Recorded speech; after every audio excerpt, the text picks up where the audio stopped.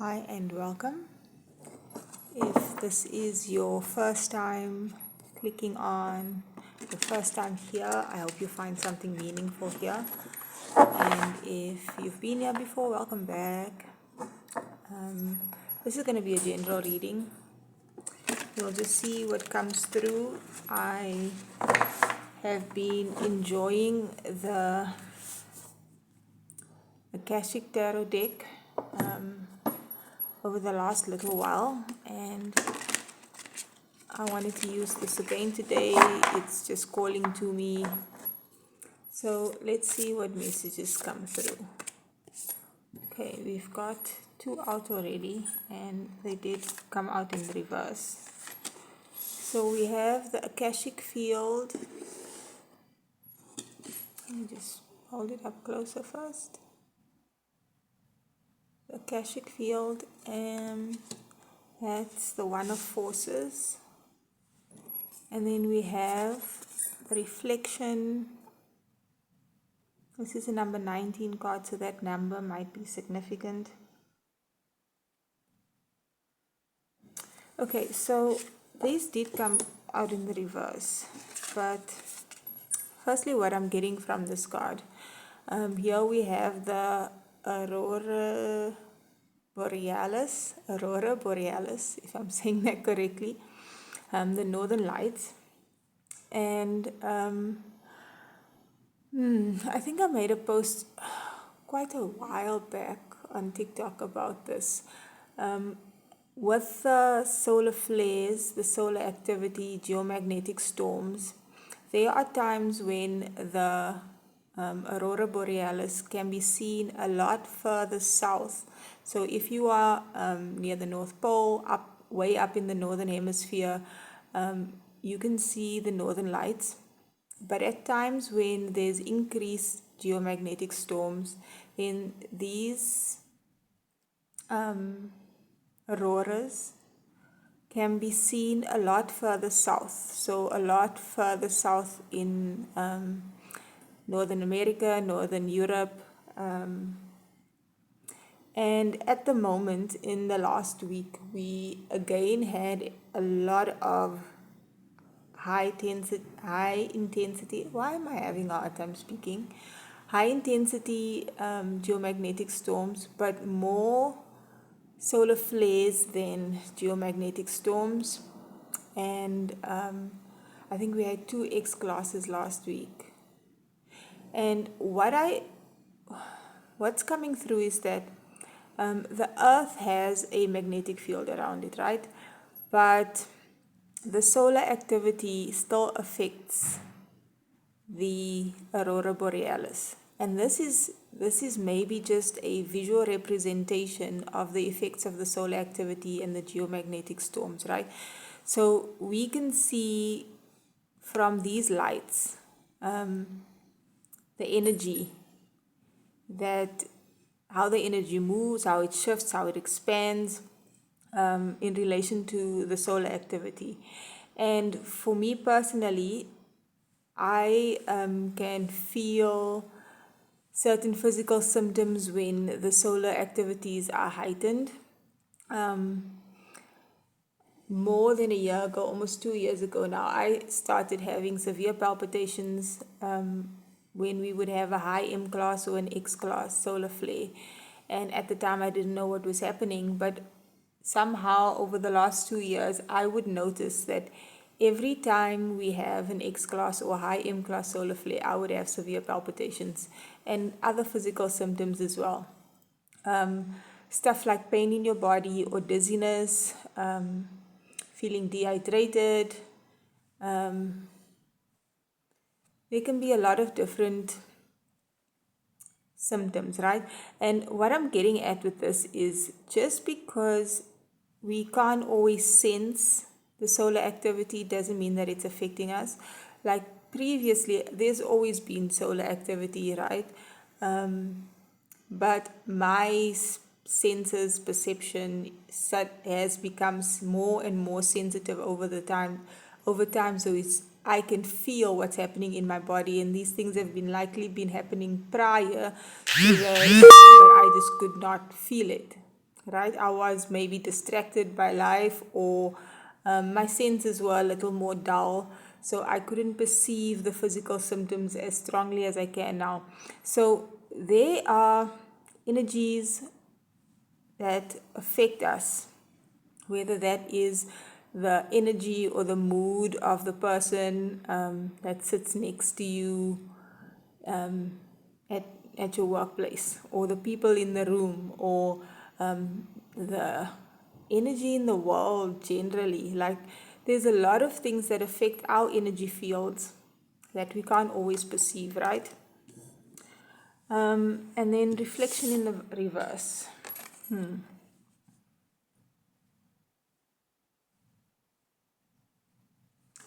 I do want to check the bottom of the deck and then also the messages in the book and see where this is taking us.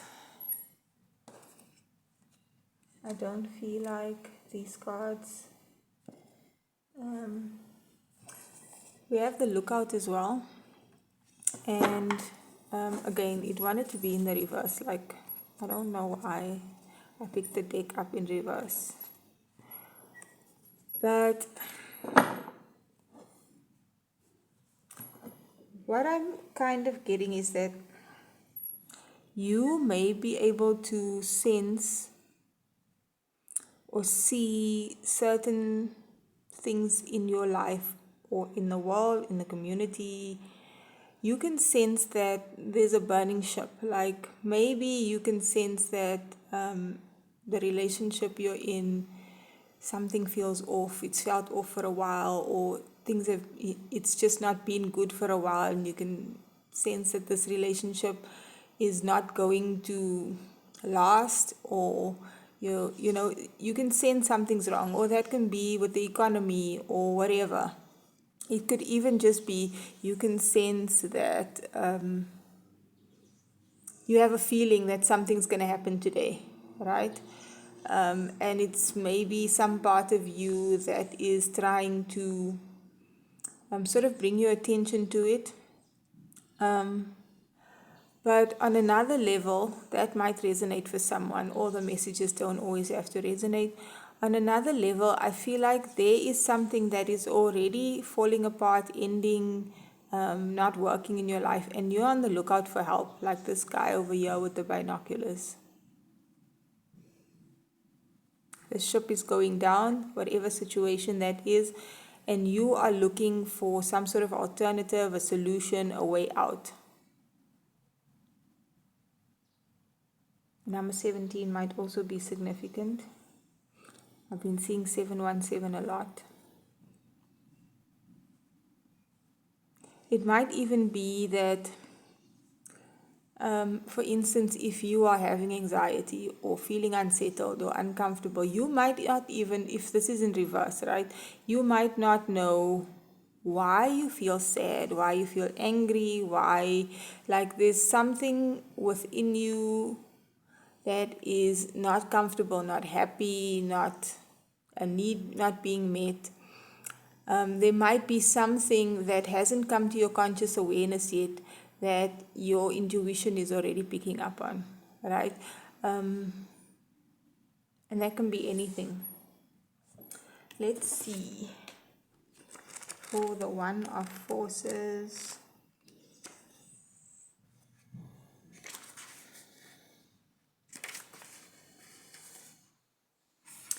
So yeah, this card is about the Aurora Borealis.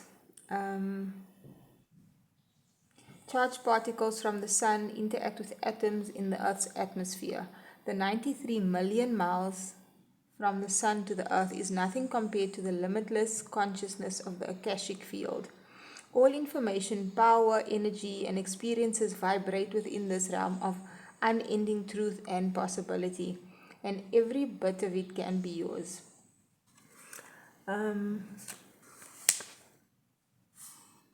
This card in reverse indicates a time of fragmentation and agitation of the energy within you or around you. You may be going through some sort of crisis, or you may be on the receiving end of some grief or hostility which is really throwing you for a loop. Your worry and panic is splitting your energy and causing a frantic vibration. You need to know that the universal consciousness of creation is still available to you. Eternal inspiration is always vibrating around you, but until you calm down and rein in the emotional intensity, you will be like a radio station tuned to the wrong frequency and picking up only static. So there's more to this message, but what I'm getting is that if there is a lot happening in your life, external of yourself, like things are really bad with your family, or things are really bad at work, or maybe it's all of it, right? There's a lot of things happening in the world, and we've been saying that probably since 2020. It is a good idea to always first get yourself to a place of emotional balance and peace and calm within. Obviously, like we feel like, okay, this ship is burning, I should be running or jumping overboard, or there's no time to be peaceful and calm when this thing is going down. But you can take action and get things done while being peaceful and calm. We don't have to act and do in a state of desperation or fear, right? And usually, like, there might be a way out, or a lifeboat or something, and because he's frantic and anxious, desperate, worried, he jumps into the boat and something happens. Whereas if he remains calm, his intuition might say that there's a boat, another ship nearby, and hey, this is how you can get their attention. So yeah, if we sometimes feel like we are forced to take action because the situation is dire, always, it might seem counterintuitive to maybe take some time out and not deal with the thing head on and find your peace and calm if you need to. Or, make sure that emotionally, mentally, and physically you are okay first. So that means if, say, you need to take care of your health, instead of jumping at that new opportunity to make money, right? Obviously, use your intuition and your discernment, right? If you can manage both at the same time, then that's fine. But this is a message to say that sometimes it's necessary to check that our energy is aligned with the highest possible vibration. Desperation, worry, and fear might make us choose a solution or an option that in the long run might not be good for us. The field and the world is filled with potential solutions to the very problems that are making you upset. So stop, take a step back, and try to get a new perspective on things. It may be advisable to look into past life influences for the vibration in the Akashic field as well. We are at a time where we are becoming conscious of a lot more than just what we can see in our immediate 3D reality. And it is very likely, not very likely, a lot of what we experience now personally can be related to past experiences that might be affecting your choices, how you feel about yourself, how you feel about the world. When you work through your childhood trauma, or even if say you work through your childhood trauma, you might actually have the courage to do the things you've always wanted to do. Or if you tap into your past life experiences, you might tap into certain gifts, skills, and abilities that you had before that you can utilize in this life to make your life better, or it sort of connect the dots. So you are not just who you perceive yourself to be based on your experiences in this life, but you are a whole spiritual being with so much wisdom, so much power,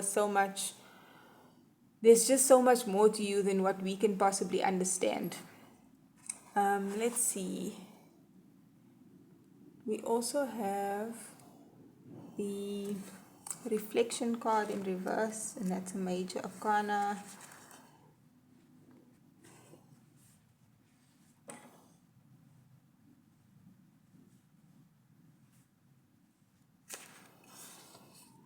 This card can indicate a cancelled or changed trip. However, it often goes much deeper than that. Water is the symbol of your emotional energy. It washes over you, blocking your reflective experience and disrupting your life's journey. Indeed, you may have been experiencing an inner battle between your emotional needs and your intuitive voice, with the emotions often winning. The astral energy that feeds your psychic sensitivity can get lost when the lower emotions take over. It's time to look within and understand the emotional storms that are influencing you. Do they stem from lack or fear? Find out what motivates your emotional ups and downs. Meditate to reconnect to your source. When you calm the emotional seas, you will again be illuminated from above. Let's see, I actually want to just grab the tarot as well. So, I feel like this time, if might be, it depends on where you are on your spiritual journey, right? You might feel energetically overwhelmed, but also emotionally overwhelmed. If you were closed off to the energetic spiritual part of you before, or you were closed off to your emotional part of you before, the astrological transits, the solar activity, all of it, everything that's happening now might be affecting you on an emotional level, but also on an energetic level. And I feel like this might be a time that you need to spend sort of gaining self-mastery over your spiritual gifts coming online, just being more sensitive, or even if you're not a spiritual person, even if say your heart is opening up more, like you had a traumatic experience, or you're a parent now and you feel things differently because I feel like something activates when you become a parent, right? Your heart opens up a little bit more. This is about not trying to shut off your psychic gifts, because it's hard to live that way. It's hard to access it, or it's scary. It's about not shutting off your emotions because you're afraid of it, but also not letting it run you, and sort of finding the balance, working with your emotions and your psychic gifts so that it benefits you and is not going to be something that you grow to have disdain over. Like, if you are intuitive, you can often pick up on things, and that might not be pleasant. You might just want to live your life and not feel these energies and know these things, or you might have felt safe being single and having your heart closed, but you deserve to have loving relationships, whether it's a romantic one or not. And for you to connect deeper to people, you're going to have to feel your emotions. But if you're not accustomed to feeling your emotions, they can overrun you. Here we have the Page of Pentacles, the King of Pentacles, and the King of Wands. 2 Wands, lots of masculine energy, and the 5 of Wands at the bottom. Okay, this is super positive. Whether you are male or female, I feel like you're going to be able to show up in the world as a leader, even tap into your creativity and be able to build abundance. He's got grapes on his clothes in a natural way, from within you, from your spirit, from above, from tapping into the universe. And you're going to be able to take the first tangible steps. But you're going to have to stand your ground against things that opposes what you're trying to build in your life. But what's going to help you is being able to gain mastery over your feminine energy, which is your emotions and your connection to the universe, your psychic abilities, your sensitivity. And this is what the union of the divine masculine and divine feminine is about. It's about within us first, whether you're a man or a woman, within you, to be able to marry the masculine energy, the human self, the part of you that takes action, that moves in this world. Marry that part with your inner self that connects you to your soul and to the universe and God. That part of you that gives you the inspiration and the motivation and the guidance and the intuition to move in this world like a sovereign being. Okay. When you are connected to your higher self, your feminine energy, your intuition, you're going to be able to know what things to avoid. It's going to be loud and it's going to say, this is no longer good for me. I don't like this anymore. This is what I need. This is what makes me unhappy. This is what makes me sad. And also like, move here, move there, do this. Different ways of doing things as opposed to what you did before.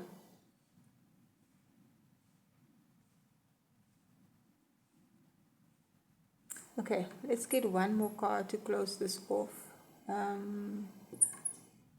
What can you look forward to? Let's get one oracle card. For whoever's watching this reading, what can you look forward to? If this has been helpful so far, please like, share, comment, subscribe if you would like to get notifications for when I upload. We have the healing light. That's a number 8 card. It's also, there's purple on that card.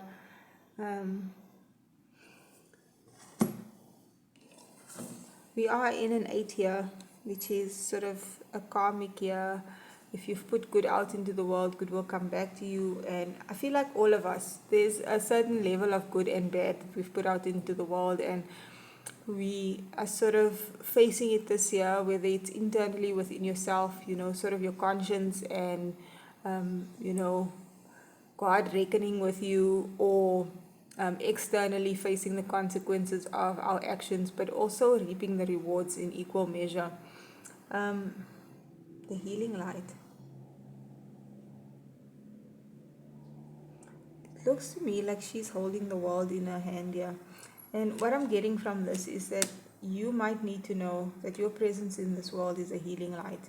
And the more you tap into your Akashic field, the more you heal yourself, the more you level up and grow in, whether that's financially, spiritually, it's all connected. And your presence, even when you don't feel like it, even when you feel like a page as opposed to a king or queen, your presence in this world is healing. And sometimes we just need to be able to see our own divinity, our own purity. She's wearing a white dress here. All of us have the potential to do bad or good, or have done bad or good.